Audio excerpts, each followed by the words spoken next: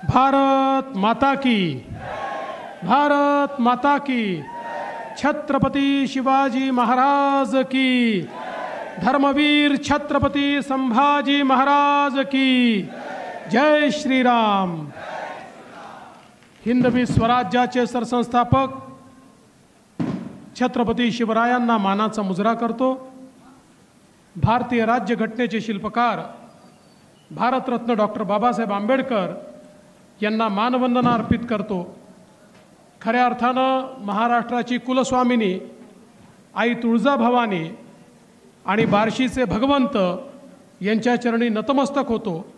आजच्या या आपल्या सभेमध्ये मंचावर उपस्थित असलेले ज्यांनी उस्मानाबाद धाराशिव मतदारसंघाचं पालकत्व स्वीकारलेलं आहे आणि पूर्ण ताकदीने मैदानात उतरले आहेत असे पालकमंत्री सावंतजी, मंचावर उपस्थित आपल्या सर्वांचे लाडके आणि ज्यांचा उल्लेख मी कार्यसम्राट आमदार म्हणून करेन असे राजाभाऊ राऊत, अजितजी गोपचडे, राणा जगजितसिंग पाटील, आपल्या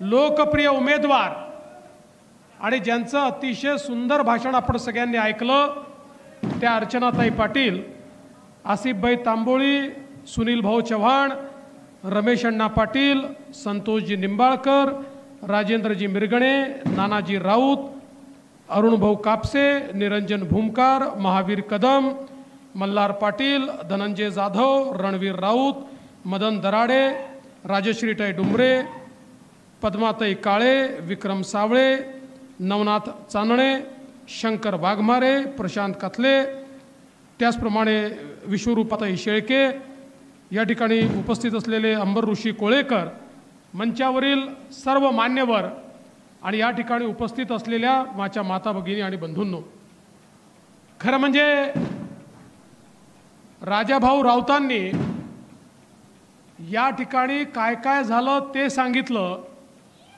कशा प्रकारे पाणी येत आहे हे सांगितलं आणि हे सांगत असताना त्याचं सगळं श्रेय त्यांनी मला दिलं। पण मी तुम्हाला अगदी स्पष्टपणे सांगतो, या बार्शीचा भगीरथ कोणी असेल तर तो राजेंद्र राऊत आहे। 700 कोटीची बार्शी उपसा सिंचन योजना आली ती केवळ राजेंद्र राऊतांमुळे आली। पाणी पुरवठा योजना आली ती राजेंद्र राऊतांमुळे आली। मला आठवत आहे, राजाभाऊ हुशार आहेत, भगवंताचं दर्शन दिलं आणि एक यादी माझ्या हातामध्ये दिली आणि सांगितलं ही कामं झाली पाहिजे। आणि तुम्हाला सगळ्यांना माहिती आहे राजाभाऊंवर माझं विशेष प्रेम आहे आणि त्याचं कारण आहे, जो व्यक्ती 24 तास जनतेमध्ये राहतो, जो व्यक्ती 24 तास जनतेचा विचार करतो, जो व्यक्ती 24 तास जनतेसाठी संघर्ष करतो, तोच व्यक्ती आम्हाला प्रिय असतो आणि तसे आमचे राजाभाऊ राऊत आहेत। आणि म्हणून या ठिकाणी बार्शी उपसा सिंचन योजना असेल, बार्शी पाणी पुरवठा योजना 296 कोटीची, वैराग पाणी पुरवठा योजना 50 कोटीची, भुयारी गटार योजना 115 कोटीची, मैदानाकरता त्या ठिकाणी क्रीडा संकुलाचे 43 कोटी रुपये, यादी खूप मोठी आहे। बार्शी सोलापूर रस्ता आहे, बार्शी तुळजापूर रस्ता आहे, परांडा धाराशिव रस्ता आहे, येडशी टेंभुर्णी राष्ट्रीय महामार्ग आहे, जल जीवन मिशनमधनं जवळपास 100 गावांसाठी 125 कोटी रुपये आहेत। या सगळ्या गोष्टी या ठिकाणी आल्या त्या राजाभाऊंच्या पाठपुराव्यामुळे आल्या। आणि राजाभाऊ काळजी करू नका, ते एवढं हुशार आहेत, आज एक नवीन यादी त्यांनी माझ्या हातामध्ये दिली आहे एवढी मोठी। पण जसं मी सांगितलं की तुमचा बेरर चेक मी आहे, आज तुम्हाला सांगतो की महाराष्ट्राच्या खजिन्याची चावी ही अजितदादांच्या हाती देण्यात आली आहे आणि अजितदादांनी सांगितलं देवेंद्र फडणवीस सही केल्यानंतरच मी खजिना उघडणार आहे। त्यामुळे शिंदे साहेब असतील, अजितदादा असेल आणि मी आहे, आम्ही तिघही आहोत। ही लिस्ट मी आजच मंजूर करतो काय काळजी करू नका. हे जे जे कामं तुम्ही सुचवलेले आहेत ते सगळे कामं या ठिकाणी मंजूर करण्यात येतील. आणि मला विश्वास आहे बार्शीकरांनी जसं राजाभाऊवर प्रेम केलं तसाच आशीर्वाद बार्शीकर अर्चनाताईंना देखील देतील. आता डबल ताकद आहे. राजाभाऊंच्या सोबत आमच्या तानाजीरावांची ताकद देखील आहे. कारण तानाजीराव बार्शीमध्ये शिकलेले आहेत आणि ज्याच्या पाठीशी बार्शी त्याची सगळीकडे सरशी. त्यामुळे मला हा विश्वास आहे बंधू भगिनींनो, ही जी काही निवडणूक आहे ही निवडणूक आपल्या सगळ्यांना कल्पना आहे. ही काही ग्रामपंचायतची, जिल्हा परिषदेची, नगरपालिकेची निवडणूक नाही आहे. देशाचा नेता निवडण्याची निवडणूक आहे. पुढचे 5 वर्ष देशाचा कारभार कोणाच्या हाती दिला पाहिजे याची निवडणूक आहे. कोण देशाला सुरक्षित ठेवू शकतं, कोण देशाला विकासाकडे नेऊ शकतं, कोण या देशाला महाशक्ती करू शकतं, या देशातल्या सामान्य माणसाच्या आशा, आकांक्षा आणि अपेक्षा कोण पूर्ण करू शकतं याचा फैसला करणारी ही निवडणूक आहे. आणि म्हणून बंधू भगिनींनो, आज आपण पाहू शकतो या देशामध्ये आता केवळ 2 पर्याय आहेत. ही निवडणूक काही अर्चनाताईंमध्ये आणि उबाठामधली निवडणूक नाही आहे. या देशात केवळ 2 पर्याय आहे. एक पर्याय आपले विश्वप्रसिद्ध असलेले विश्वगौरव विकास पुरुष नरेंद्र मोदीजी आहेत. आणि मोदीजींच्या समवेत एकनाथरावजी शिंदेंच्या नेतृत्वातली शिवसेना, अजितदादांच्या नेतृत्वातली राष्ट्रवादी, त्या ठिकाणी मनसे, त्या ठिकाणी रिपाई, त्या ठिकाणी पिरिपा, त्या ठिकाणी रासपा, त्या ठिकाणी रयत क्रांती, त्या ठिकाणी जनसुराज्य, अशी एक व्यापक मोठी युती मोदीजींच्या नेतृत्वात या ठिकाणी काम करते आहे. आणि दुसरीकडे कोण आहे? दुसरीकडे आहेत राहुल गांधी. आणि राहुल गांधींच्या नेतृत्वामध्ये 26 पक्षांची खिचडी एकत्रित झाली आहे. आपली महायुती कशी आहे माहिती आहे? आपली महायुती ही विकासाची गाडी आहे, विकासाची गाडी. या गाडीला मोदीजींचं पॉवरफुल इंजिन आहे आणि प्रत्येक पक्षाचे डबे त्यात लागले आहेत. आणि या प्रत्येक डब्यामध्ये आपल्याला त्या ठिकाणी दीन, दलित, गोर, गरीब, आदिवासी, शेतकरी, शेतमजूर, महिला, अल्पसंख्याक, ओबीसी सगळ्यांकरता या डब्यांमध्ये जागा आहे. सगळ्यांना डब्यामध्ये बसवून सबका साथ सबका विकास करत ही गाडी विकासाकडे जाणार आहे. पण तिकडे राहुल गांधींच्या गाडीची अवस्था काय आहे? तिथे डब्बेच नाही आहे, फक्त इंजिनच आहे. बरं, ते इंजिन हे प्रत्येक जण म्हणतो मीच इंजिन आहे. कोण इंजिन आहे समजतच नाही. राहुल गांधी म्हणतात मी इंजिन आहे, पवार साहेब म्हणतात मी इंजिन आहे, उद्धव ठाकरे म्हणतात मी इंजिन आहे, लालूजीचा मुलगा म्हणतो मी इंजिन आहे, मुलायम सिंगाचा मुलगा म्हणतो मी इंजिन आहे, ममता बॅनर्जी म्हणते मी इंजिन आहे, स्टॅलिन म्हणतो मी इंजिन आहे. त्या ठिकाणी डब्बे नाहीच आहे.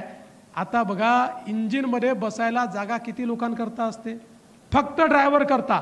सामान्य माणूस इंजिनमध्ये बसत नाही.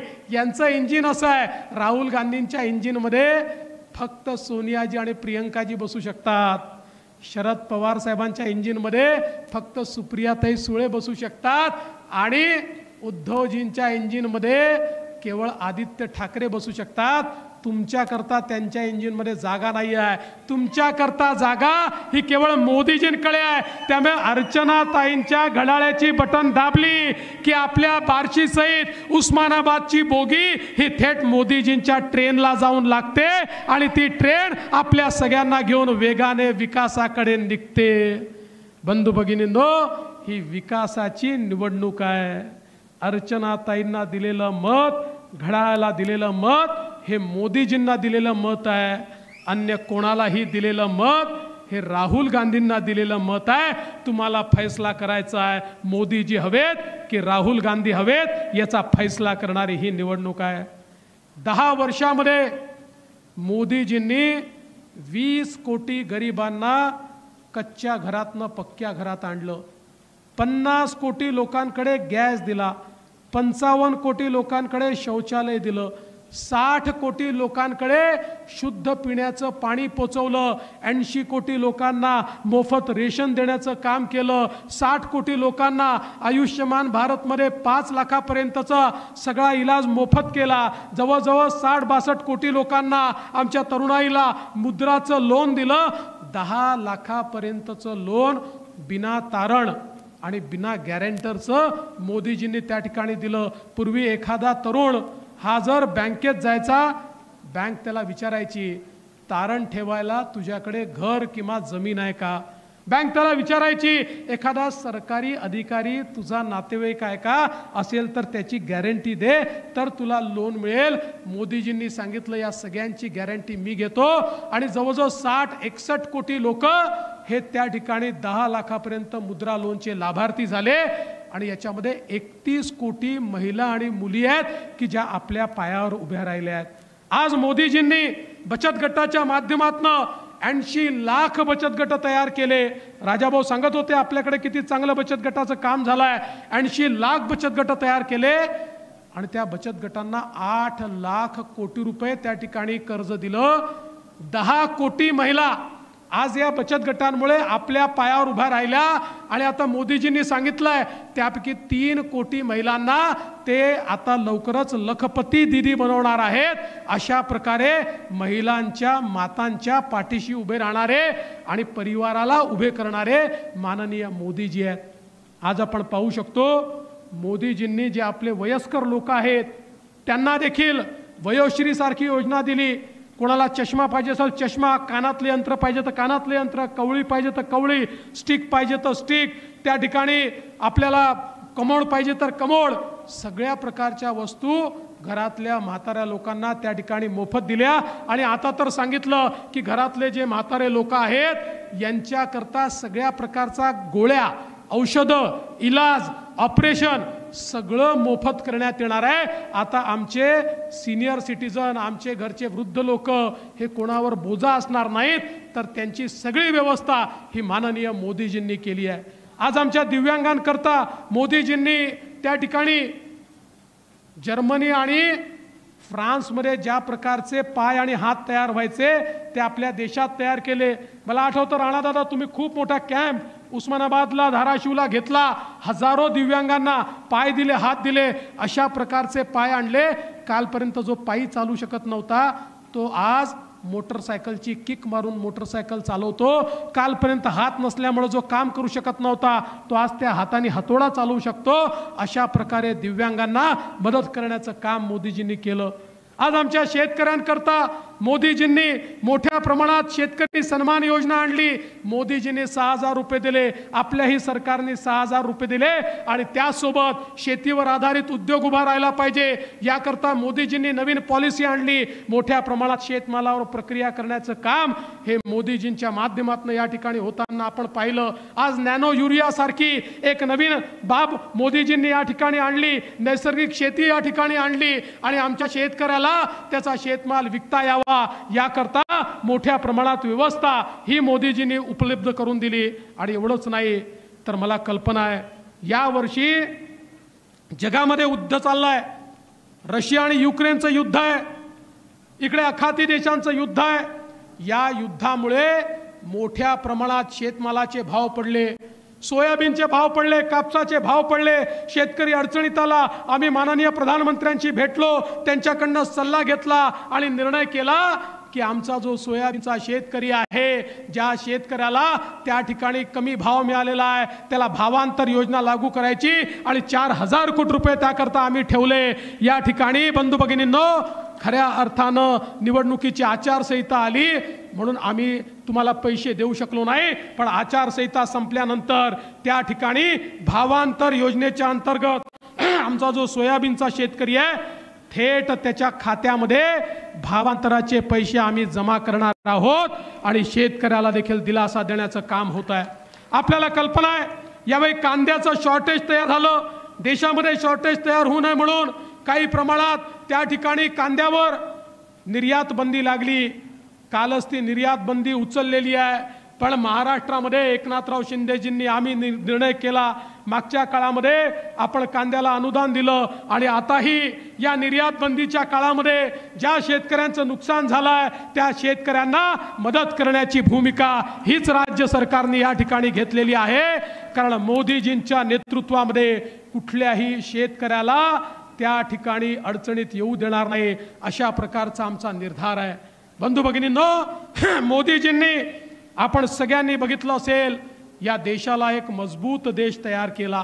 आज आपण पाहतोय जगामध्ये 11व्या क्रमांकावरून आपली अर्थव्यवस्था ही 5व्या क्रमांकावर आली आणि मोदीजींनी सांगितलं मला तिसऱ्यांदा तुम्ही प्रधानमंत्री कराल तर भारत जगातली तिसरी सगळ्यात मोठी अर्थव्यवस्था होईल। मला एकाने विचारलं, म्हणाले भाऊ आम्हाला तर आनंद आहे, भारत तिसरी सगळ्यात मोठी अर्थव्यवस्था होतोय, पण मला याचा काय फायदा? मी म्हटलं तू चांगला प्रश्न विचारला आहे। अर्थव्यवस्था मोठी होते म्हणजे काय होतं? अर्थव्यवस्था मोठी होते म्हणजे संधी तयार होते, अर्थव्यवस्था मोठी होते रोजगाराची निर्मिती होते, अर्थव्यवस्था मोठी होते नोकऱ्या तयार होतात, अर्थव्यवस्था मोठी होते इन्फ्रास्ट्रक्चर करता पैसा मिळतो, रस्ते, रेल्वे, पाणी, पाटबंधारे, इरिगेशन, वीज, घर या प्रत्येक गोष्टी करता पैसा मिळतो। आज आपण बघा यूपीएचं सरकार होतं तर रस्ते, वीज, पाणी, रेल्वे याच्यावर वर्षाला 1 लाख कोटी रुपये खर्च व्हायचे। मोदीजींनी 1 लाख कोटीवरनं 13 लाख कोटीपर्यंत बजेट म्हणजे 13 कोटी पटीने बजेट त्या ठिकाणी वाढवलं। आणि म्हणून हे जे सगळे रस्ते आपण पाहतोय, रेल्वे आपण पाहतोय, ज्या रेल्वेचा अर्चनाताईंनी या ठिकाणी उल्लेख केला, हे सगळे कामं होऊ शकलेत कारण मोदीजींनी अर्थव्यवस्था मजबूत केली। अर्थव्यवस्था मजबूत होते तर गरीब कल्याणाचा अजेंडा चालतो, गरीबाला, शेतकऱ्याला, शेतमजुराला मदत देता येते, अर्थव्यवस्था मजबूत होते तर त्या ठिकाणी आपला देश देखील सुरक्षित होतो। आपण सगळे बघा अर्चनाताईंनी उल्लेख केला, खरं आहे कोविडचा काळ आठवा, ज्या काळामध्ये आपल्या नातेवाईकाकडे जाण्याची चोरी होती, मौत मिट्टीला लोक जात नव्हते, एकमेकाला ओळख दाखवत नव्हते, प्रत्येकाच्या नजरेसमोर होतं माझा परिवार वाचेल का, आजूबाजूचे लोक किड्या मुंग्यासारखे पटापटा मरत होते आणि जगाच्या पाठीवर लोक म्हणायचे भारतामध्ये किमान 40-50 कोटी लोक तरी मरतील। कारण यापूर्वी जगाच्या इतिहासात अशा प्रकारची महामारी जेव्हा जेव्हा आली भारताला त्या महामारीवरचं इंजेक्शन हे किमान 30 वर्षांनी 40 वर्षांनी जगाने उपलब्ध करून दिलं। आणि आपल्याला लक्षात असेल 100 वर्षापासनं प्लेग सारख्या बिमाऱ्या आल्या, कोट्यावधी लोक मेले, पण आपल्याला कधी त्याचा इलाज मिळाला नाही। लोकांना वाटत होतं आता ही अशीच अवस्था होईल। 4 देशांनी लसी तयार केला होता, ते 4 देश वाट पाहत होते भारत येईल, आमच्या पुढे हात जोडेल, मग भिकाऱ्यासारख्या काही लसी देऊ आणि भारताकडनं पैसे कमवू। भारतातले लोक किड्या मुंग्यासारखे मरतील अशा प्रकारे अनेक लोकांना त्या ठिकाणी वाटत होतं। अशा काळामध्ये या देशाचे प्रधानमंत्री माननीय मोदीजींनी भारतामध्ये शास्त्रज्ञांना एकत्रित केलं आणि भारतीय बनावटीची लस तयार केली आणि 140 कोटी लोकांना ती लस 2 वेळा विनाशुल्क या ठिकाणी टोचली। बंधू भगिनींनो, आज आपण सगळे जिवंत आहोत मोदीजींनी तयार केलेल्या लसीमुळे। ही जर लस तयार झाली नसती काय अवस्था आपली राहिली असती, या देशाला मोदीजींसारखा कणखर प्रधानमंत्री मिळाला नसता काय आपली अवस्था राहिली असती। आणि म्हणून यावेळेचं मत तर आपल्या परिवारानं केवळ आणि केवळ कोविडमध्ये मोदीजींनी जे नेतृत्व दिलाय त्या नेतृत्वाकरता मोदीजींच्या पाठीशी आपण उभं राहिलं पाहिजे। अरे मी मॉरिशस सारख्या देशात गेलो होतो, मॉरिशसचे तिथे आपले छत्रपती शिवरायांच्या पुतळ्याचं उद्घाटन होतं, त्या ठिकाणी मी मॉरिशसच्या राष्ट्रपतींना भेटायला गेलो। मॉरिशसचे राष्ट्रपती म्हणाले फडणवीसजी माझे धन्यवाद मोदीजींना कळवा। मी म्हटलं कशा करता धन्यवाद? म्हणाले माझा मॉरिशस जिवंत आहे कारण मोदीजींनी आम्हाला कोविडची लस दिली, नाहीतर माझा मॉरिशस बेचिराख झाला असता। आणि जगामध्ये असे 100 देश आहेत की जे देश मोदीजींचं नाव घेतात, आज जगातला शक्तिशाली देश म्हणून आपल्या पाठीशी ते उभे आहेत। बंधू भगिनींनो, ही निवडणूक ही देशाची निवडणूक आहे। आज देश सुरक्षित राहिला पाहिजे, आपण तो काळ आठवा जेव्हा कोणी आपल्या देशात यायचं, देशामध्ये बॉम्बस्फोट करायचं आणि निघून जायचं आणि आमचे प्रधानमंत्री अमेरिकेकडे जाऊन हात जोडून म्हणायचे, बघा बघा तो पाकिस्तान त्या ठिकाणी आमच्या देशात बॉम्बस्फोट करतो, आमच्या देशातल्या लोकांना मारून टाकतो, तुम्ही त्याला रागवा. त्यांना ते रागवायचे नाही आणि बॉम्बस्फोट थांबायचे नाही. मोदीजी सत्तेवर आले, पाकिस्तानला वाटलं हे तसंच सरकार आहे, त्यांनी आपल्या देशामध्ये हल्ला केला, आपल्या देशामध्ये बॉम्बस्फोट केला.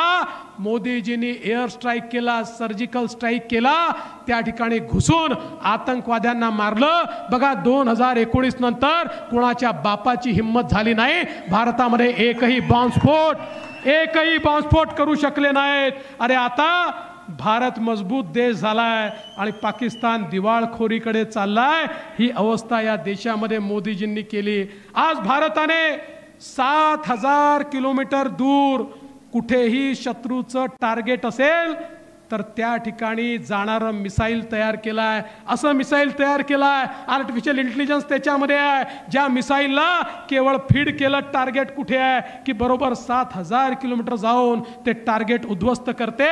असं अग्नि मिसाईल तयार केल्यामुळे आता चीनही वाकडी नजर करून भारताकडे पाहू शकत नाही. बंधू भगिनींनो, मजबूत नेता लागतो, मजबूर नेता नाही. जो झुकतो तो नेता नाही, जो झुकवतो तो खऱ्या अर्थानं नेता असतो. आणि असा झुकवणारा नेता हा मोदीजींच्या रूपानं आपल्याला लाभला आहे.